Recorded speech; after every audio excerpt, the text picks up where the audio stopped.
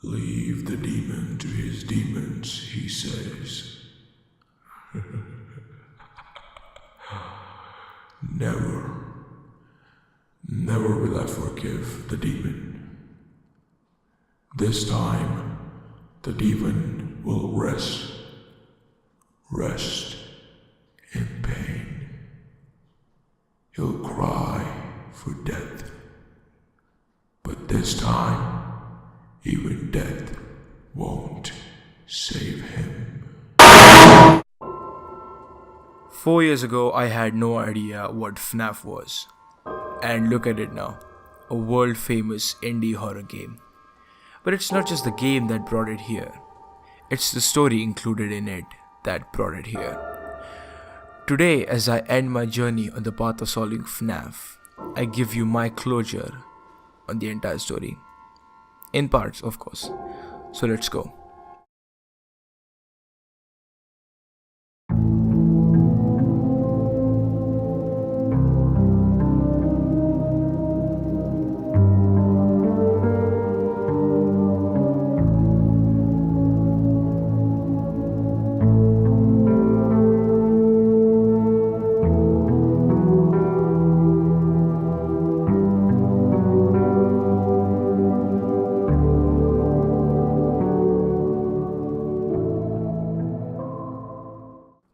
So as usual, we start off with the timeline and later end it with certain topics that don't fit in the timeline definitely.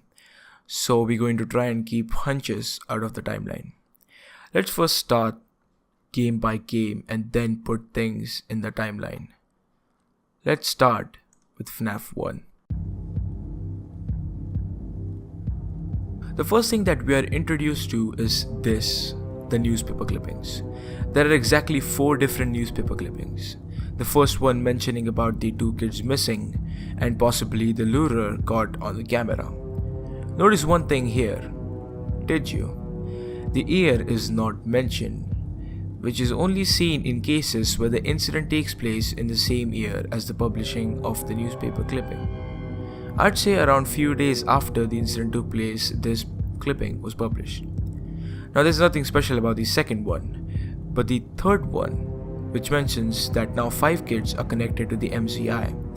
Now a lot of people were confused whether it was 5 including the previous 2 or were these new 5 missing kids. Actually these 5 kids include the previous 2. The headline says it all. Presumably the camera only saw 2 kids taken away, but there were a total of 5 kids. The thing is, this clipping took place after this clipping. Maybe the publishers lacked a bit of research, or the cops took some time to reveal that there were actually 5 kids. Or maybe the bad parents realized it later. Oh, it's been a few days and I haven't hit my kids out of frustration. Oh wait, they're missing. Never mind. Oh wait, then who am I gonna hit? Cops, bring back my kids so I can hit them. All I'm saying is this news took place probably a day after this one. So a bit of lack of communication doesn't hurt much. But this clipping, oh my god, this clipping confuses the heck out of me. It says many years later the tragedy took place. Many years later the tragedy took place. What? I'm seriously like, what the heck? Why would the company be still alive years after? And which tragedy? Now maybe as Scott just started with the story, he might not be referencing to other previous tragedies like Charlie dying or the legends of the Bites, etc. So this clipping is mentioning the MCI. So wait, MCI took place at the FNAF 1 location? That's what the clipping is saying, after the tragedy took place there. There means this location, which is closed down now, and the newspaper clippings being deteriorated proves that the tragedy happened there. That's why the location is closed down for years. Nobody is willing to buy it. Now, even though we are playing in the year 1993 or 1992, Yakrolo, just for you, this location is here for years. And the first tragedy took place here, i.e. the MCI. Now I'm gonna include Golden Freddy in the 5 kids as the soul trapped in Golden Freddy as part of these 5 kids. I'll get on that later. Now I know some people might get angry, but watch the full video to understand why I'm doing this. FNAF 1 location is the first Freddy Fazbear's Pizza, and the MCI took place at the first Freddy Fazbear's Pizzeria, that is the FNAF 1 location before it was abandoned. It took place when it was a living, happy place.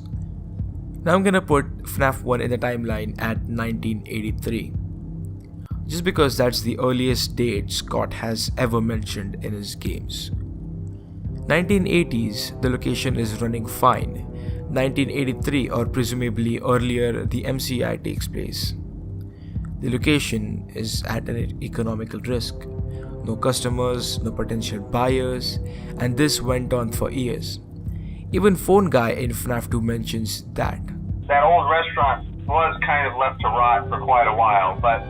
Until finally, some odd years later, the location finally closed down. I'd say around 1986, I don't know. And then in 1997, there's a grand reopening of the second Freddy Fazbear's Pizzeria. That is the FNAF 2 location. But then you'll say, what about the Phone Guy? Now that is where I need your help. Notice that Phone Guy starts off casually, rather acting a bit professional as opposed to FNAF 2, saying stuff like, there's nothing to worry about, when there's definitely something to worry about, or some things to worry about. I think the FNAF 1 phone calls are recorded at an after date about later than 1987. Honestly, I don't even trust the Phone Guy about the bite of 87, because that's the only time Scott ever mentioned 87 in the game. Some people might say the Mangle's voice contains proof that bite of 87 did happen. Then why are the animatronics still allowed to move around during the day if it is 1987? I call Fufu on the bite of 87, but that's a topic for part 2. Tomorrow we talk about FNAF 2. Thank you so much for joining, and if you somewhat agree, then share this video with your FNAF buddies. Join our FNAF Discord for further lore discussions. Of course, I won't be a part of it anyways. And I will see you in the next one.